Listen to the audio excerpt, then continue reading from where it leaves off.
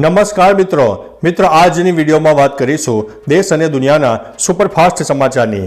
સૌપ્રથમ વાત કરીએ તો ચૂંટણી પ્રચારમાં બાળકોને સામેલ કર્યા તો થશે કાર્યવાહી।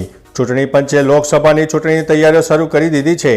પંચે પક્ષો અને નેતાઓને કડક સૂચના આપી છે કે ચૂંટણી પ્રચારમાં બાળકોનો ઉપયોગ ન કરવો જોઈએ।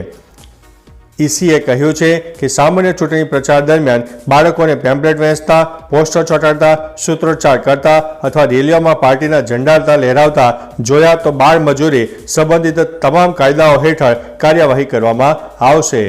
અન્ય મહત્વના સમાચારની વાત કરીએ તો બાગેશ્વર ધામના ધીરેન્દ્ર શાસ્ત્રી ફરી એકવાર વિવાદોમાં ફસાયા છે। પાણીપતના ખેડૂતો તેમનાથી ગુસ્સે છે અને તેમને માફી માંગવા માટે 72 કલાકનું અલ્ટિમેટમ આપ્યું છે। ખેડૂતો સંઘનું કહેવું છે કે જો ધીરેન્દ્ર શાસ્ત્રી માફી નહીં માંગે તો તેમની સામે લાગણી દુભાવવા બદલ કેસ નોંધવામાં આવશે। ધીરેન્દ્ર શાસ્ત્રીએ પાણીપતમાં કહ્યું હતું કે માનીપતના પાગલો કેમ છો, જેને લઈને ખેડૂતોમાં રોષ જોવા મળી રહ્યો છે।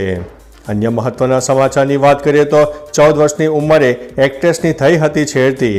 ભૂમિ પેડનેકરે હાલ એક ઇન્ટરવ્યુમાં જણાવ્યું છે તે 14 વર્ષની હતી ત્યારે તેની સાથે છેડતી થઈ હતી।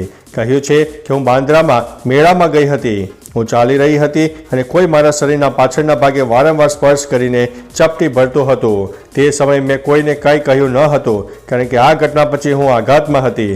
તમારું શરીર આવી વસ્તુઓ યાદ રાખે છે। આ એક આઘાત છે જેમાં તમે ક્યારે બહાર નથી આવી શકતા। તો ચાલો મિત્રો, ફરીથી દેશ અને દુનિયાના સુપરફાસ્ટ સમાચાર લઈને મળતા રહીશો।